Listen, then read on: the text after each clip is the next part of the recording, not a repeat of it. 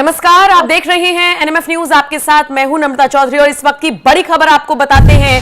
देश के प्रधानमंत्री नरेंद्र मोदी ने एक हाई लेवल मीटिंग बुलाई है और सीज फायर के उल्लंघन के बाद पीएम ने इस हाई लेवल मीटिंग को बुलाया है। तीनों सेनाध्यक्ष मौजूद हैं, सीडीएस मौजूद हैं, रॉ चीफ, आईबी चीफ भी इस मीटिंग में मौजूद बताए जा रही हैं। क्या अब कोई बड़ा फैसला होने वाला है? इस पर सबकी निगाहें टिकी हुई हैं।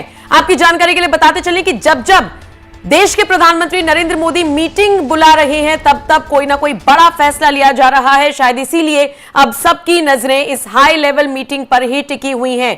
तीनों सेनाध्यक्ष इसमें मौजूद हैं। हमने देखा पहले भी कई बार मीटिंगों का दौर चला है और इसी तरीके से सेनाध्यक्षों को बुलाया गया, उनसे उनका सलाह मशवरा लिया गया और एक बार फिर जब पाकिस्तान ने युद्ध विराम के बावजूद सीज फायर का जिस तरीके से उल्लंघन किया, अपनी औकात दिखाई, उसके बाद पूरा देश गुस्से में है। देशवासी मांग कर रहे हैं कि अब तो पूरे पाकिस्तान को टुकड़ों टुकड़ों में बांट देना चाहिए। बहरहाल ये हाई लेवल मीटिंग बुलाई गई है और इसी को लेकर ज्यादा जानकारी के साथ मेरे सहयोगी सौरभ श्रीवास्तव जुड़ रहे हैं। सौरभ, एक बार फिर से हाई लेवल मीटिंग बुलाई गई है, प्रधानमंत्री मोदी की अध्यक्षता में ये मीटिंग हो रही है।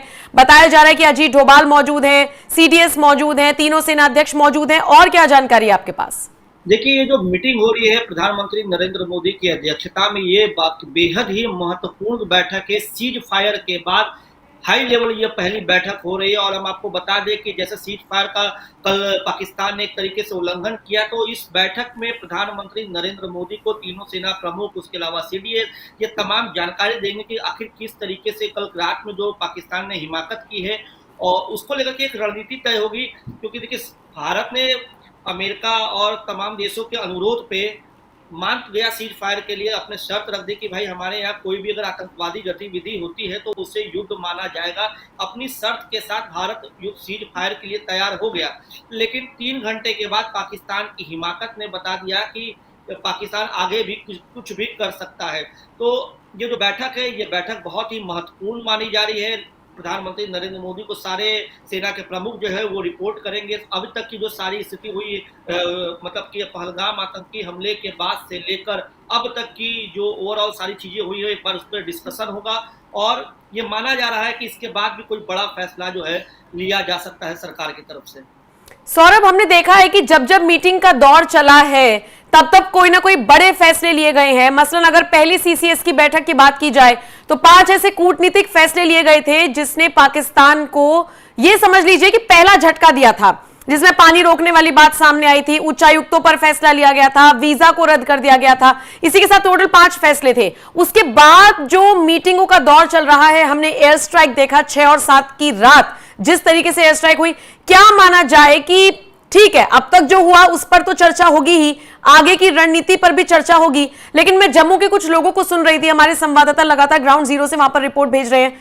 वो लोग कह रहे हैं कि इतने से मन नहीं भर रहा है, मतलब संतुष्टि नहीं हो रही है। ये मौका था पीओके लेने का, ये मौका था वॉर करने का, ये मौका था पाकिस्तान को उसकी असली में औकात दिखाने का। लेकिन ये युद्ध विराम से काम नहीं चलेगा, और वो भी तब जब युद्ध विराम हुआ और वो फिर से उल्लंघन कर रहा है। तो इस मीटिंग के मायने क्या निकाले जा सकते हैं? एक्सपर्ट्स का क्या कुछ कहना है, क्या समझ पा रहे हैं आप? देखिए, आपको पता होगा नम्रता, पहले भी जब लगातार स्थिति बिगड़ रही थी आतंकी हमले के बाद, भारत ने जब एयर स्ट्राइक किया, उसके बाद आप देखे होंगे रोजाना एलओसी पर, नियंत्रण रेखा पर पाकिस्तान की तरफ से सीज फायर का उल्लंघन किया गया। यानी कि पाकिस्तान चोरी और सीना जोरी वाली हरकतों से कभी बाज आया ही नहीं। ठीक है, तो उसके बाद प्रधानमंत्री नरेंद्र मोदी लगातार, देखिए आप अगर डे 1 से याद कीजिए, जब पहलगाम आतंकी हमला हुआ था उस समय प्रधानमंत्री विदेशी दौरे पर थे। वो दौरा अपना बीच में छोड़ के भारत आए। एयरपोर्ट पे ही उन्होंने अजीत डोभाल के साथ समेत तमाम अधिकारियों के साथ बैठक की। तो भारत सरकार कितनी सजग थी इस चीजों को लेकर। प्रधानमंत्री की लगभग आप देखिए रोजाना बैठक हो रही है, अमित शाह की बैठकें हो रही है, रक्षा मंत्री राजनाथ सिंह की बैठकें हो रही है। इन तमाम बैठकों के बाद भारत की सेना को सरकार ने खुली छूट दे दी और भारत की सेना को जैसे ही छूट मिला तो पाकिस्तान की हर हरकत का, हालांकि सेना पहले भी जवाब दे रही थी, लेकिन जब सेना को एक तरीके से छूट मिल जाती है तो सेना का तेवर बदल जाते हैं। और भारत की सेना के जो तेवर बदले वो पाकिस्तान के कई शहरों में उसकी धमक सुनाई दी।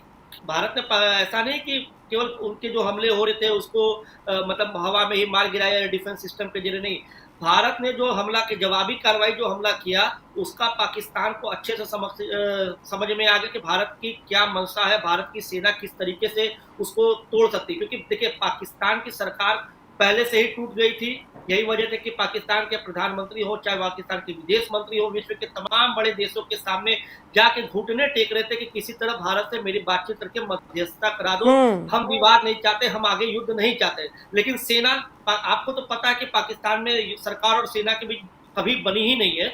सरकार तो भीख मांग रही है, एक तरीके से गुहार लगा रही है बड़े देशों के सामने, लेकिन सेना की हिमाकत अलग हो रही है। लेकिन भारत ने के जो तेवर थे वो बता दिया था कि पाकिस्तान को किसी भी हालत में भारत छोड़ेगा नहीं, हर तरीके से जवाब दिया जाएगा।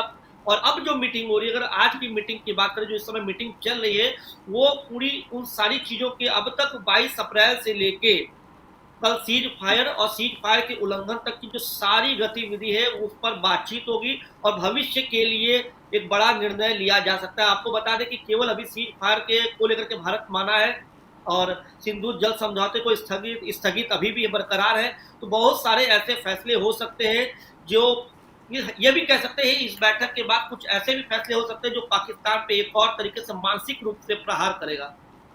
ये तो ठीक है, लेकिन अगर हम पाकिस्तान की बात करें तो वहां पर भी गृह युद्ध जैसे हालात सौरभ नजर आ रहे हैं। क्योंकि देखिए सीज फायर की बात हो जाती है लेकिन उसका उल्लंघन होता है, तो ये कहना कि शहबाज ये चाह रहे हैं गलत होगा। जो खबरें सूत्रों के हवाले से मिल रही हैं वो ये कि शहबाज और मुनीर में अब ठनी हुई है। शहबाज चाह रहे हैं कि भाई युद्ध ना हो, क्योंकि उनको पता है उनकी हैसियत क्या है, वो कितने दिन लड़ सकते थे और कितने दिन नहीं, या फिर भारत की ताकत क्या है। लेकिन मुनीर इसे ईगो की लड़ाई समझ रहा है शायद, और इसीलिए मुनीर और शहबाज के बीच अब कॉन्फ्लिक्ट की खबरें हैं। देखिए नम्रता, जो घर का मुखिया होता है ना, उसको पता होता है कि उसके घर के किचन में क्या क्या चीज है।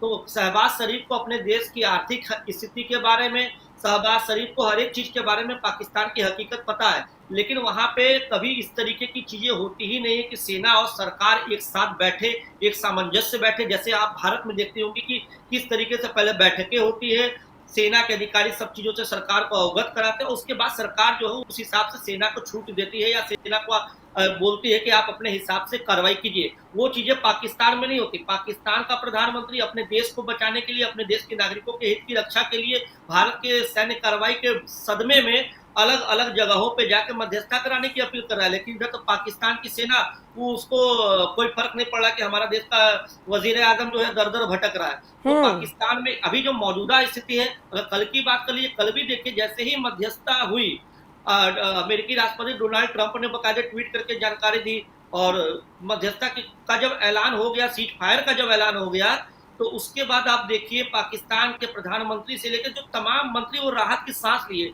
उन लोगों ने फटाफट अपने सोशल मीडिया के ऐप पे पोस्ट करना शुरू कर दिया कि शांति हमें भी पसंद है और तमाम चीजों के पॉजिटिव मैसेज देने की कोशिश की। लेकिन पाकिस्तान की सेना की तरफ से कोई मैसेज नहीं आया।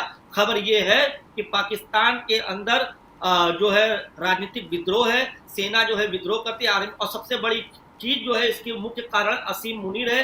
ये जो पाकिस्तान के जो कुछ अधिकारी हैं सेना से जुड़े हुए, पाकिस्तानी सेना के जो रिटायर्ड फौज के अधिकारी हैं, उन्होंने भी साफ तौर पे ये कहा है कि पाकिस्तान के अंदर राजनीतिक विद्रोह करना चाहते हैं असीम मुनीर, और वो सेना का पूरी तरीके से राजनीति के लिए इस्तेमाल करते हैं। और इसके बाद इन सबके बीच नम्रता, जब असीम मुनीर का पाकिस्तान के अंदर जब विरोध बढ़ जाता है, लगातार इमरान खान के लिए और आम जनता भी जो पढ़ी लिखी कौम है वो असीम मुनीर के, क्योंकि असीम मुनीर का जो बयान भड़का आता है ना नम्रता, वो कट्टरपंथी सोच से आता है, मदरसे वाली सोच से आता है असीम मुनीर का बयान। असीम मुनीर का कोई भी बयान एक ऑफिसर होने के नाते नहीं आता है। तो इन भड़काऊ बयानों पर जो पढ़ी लिखी पाकिस्तान की जनता वो विरोध करती है। लेकिन जब वो विरोध करती है तब वो असीम मुनीर कुछ ऐसी चाल चलते हैं ताकि भारत के साथ तनाव बढ़ जाए, ताकि वो दिखाने की कोशिश करे कि असली देशभक्त वो है, तो उनको देश की असली चिंता है, इसलिए वो असीम मुनीर इस तरीके से करते हैं। ठीक है,